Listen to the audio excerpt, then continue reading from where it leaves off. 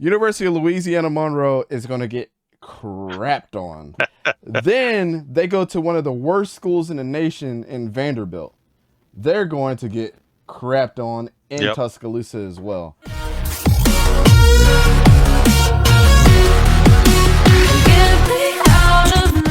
Should we be concerned about Alabama? Bill O'Brien, what the hell was that play calling? We went from one assistant to the opposite assistant, and they, by the talent level that Alabama has, what the hell was going on in that offense and what they were play calling. But I know Vic says Lincoln Riley is not leaving USC ever. They got him strapped up for at least the next 3 years. But should we be concerned with Alabama, Don? No, not really. I mean, their game's going to improve the more they play. Not all games are going to be automatic wins like always, though. You're going to have the occasional one like they had this past week. Too many pointless penalties. And the wide receivers are just too inexperienced to be hot at the start of the season. They need more time and more reps. So as the season goes on, this team's going to get better and better and be more like what you expect. Yeah. What about you, Sor? I'm gonna disagree. I think Alabama fans need to be concerned. I'm not saying it's the end of the Saban era. But I do think a lot has happened. I mean, I feel like Saban right now is kind of being like Oprah. Like, you get a position, everybody gets a position. Like you said, what's his face? Bill O'Brien's on the staff. You look at a defensive analysis, it's Todd Grantham. That man needs to be nowhere near defense. Soon, I guarantee you, Scott Frost is going to be an offensive analysis on that team. I mean, Saban's out here like the homeless, or not the homeless, the jobless population should see a great spike because Saban's out here hiring anybody with a pulse right now. Yeah, I mean, I think Bama Saban does not hire people that he does not think can do the job, though. Let's be real about it. Look at all the assistants. I don't know what he saw in Todd Grantham, though, but okay. Hey, it is what it is. Like, look at Jimbo Fisher and Kirby Smart and those guys. I mean, Jimbo totally crapped the bed this week, but national champion. Kirby Smart, national champion. Like, you know what I'm saying? Like, the resume speaks for itself of his assistant. So, yeah. He obviously sees something in him. Yeah. I mean, you do, at the end of the day, those defensive coordinators, regardless of whatever their scheme is, they still have to follow what Nick Saban's game plan is every single week. So it is what it is. Yeah.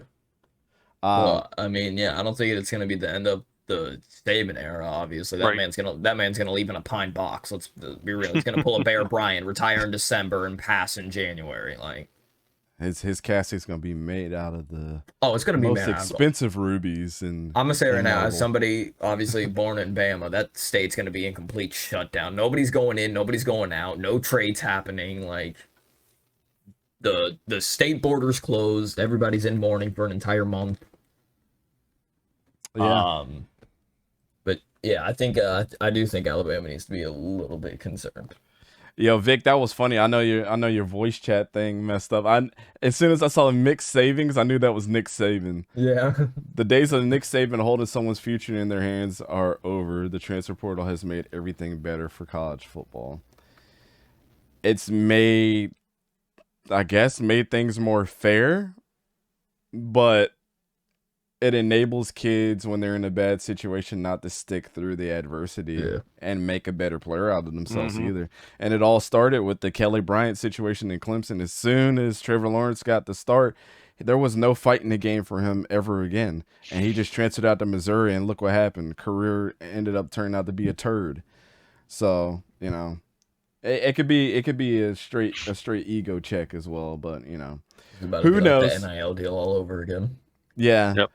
My thoughts on this, I was teeter-totter in my mind all day today on what I was going to say with this topic. And should we be concerned about Alabama? I don't think there's need for concern. I think Texas has a lot of firepower. Those kids are very talented. Gary Patterson is an anomaly to have an assistant like him on your staff. You know, there's a lot of things to they needed this. And the reason why they needed this type of game is because they're joining the SEC very soon. Steve Sarkisian needed this because he was already on the hot seat. Yeah. Quinn Ewers needed this because that first game that he had. Xavier Worthy needed this. You know, there was a ton of different things. Texas University in general needed this win because they did not want to seem like a pushover going into a game at Oklahoma. They didn't want to go in there and, you know, they actually got to show their depth. So if you got to kind of look at the positive, you know, out of a negative when Quinn Ewers got hurt, is their backup, and Hudson Card is everything that people were saying that he was, is one of the best second stringers in the nation. So you have to look at it from that standpoint too. On the other side of it, I would hate to be a player Monday morning going into Nick Saban's practice. I said that on Twitter. Yeah, it's over. Just think about how tough this practice this week is going to be. And not only do I hate it for the players, I hate it for the next two teams that they're about to play. University of Louisiana Monroe is going to get crapped on. Then they go to one of the worst schools in the nation in Vanderbilt. They're going to get crapped on in Tuscaloosa as well. You know, and then they play Arkansas right after. If you don't think that they are going to go in Arkansas and just be a pushover, we know KJ Jefferson is everything we've been saying that he's been, like, great quarterback. But I think this was the kick in the butt that Nick Saban needed. The rest of this year is going to be the torture rack for everybody. They play Arkansas, Texas A&M, Tennessee, Mississippi State, LSU, Ole Miss, and then they play Auburn to end the year off. Like, tough schedule, a lot of good players.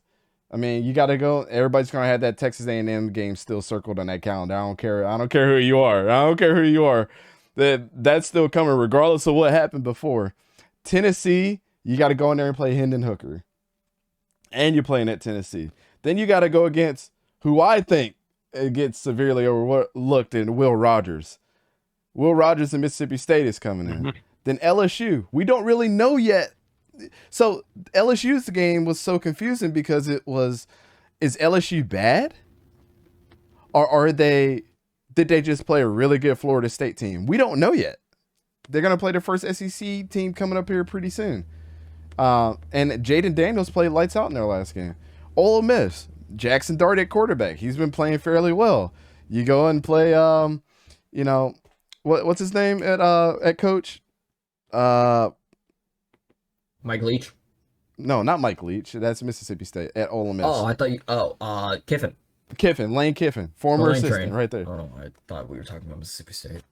And then Auburn. You know, you don't know what their team is going to do. So, like, you're playing some really good teams that are still, you know, trying to measure themselves out.